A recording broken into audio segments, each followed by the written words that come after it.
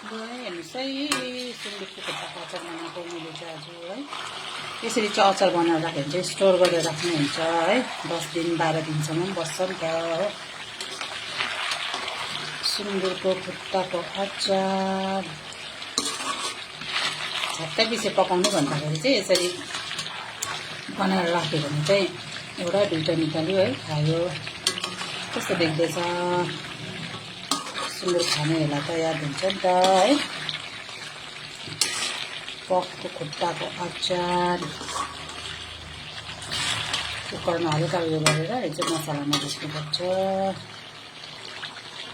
सबैलाई मन पऱ्यो मैले बनाएको अचार हेर्नुहोस् त बेसी चाहिँ पकाउनु हुँदैन है ठिक्कैको चाम्रो चाम्रै बनाउनुपर्छ नि त चाम्रो चाम्रै बनायो भने चाहिँ दामी हुन्छ ठ्याक्कै चाहिँ पानी हुँदैन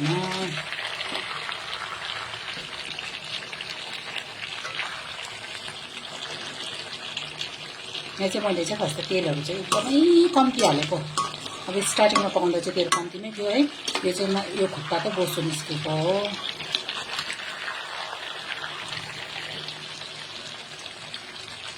कसलाई मनपर्छ कमेन्ट गर्नुहोस् है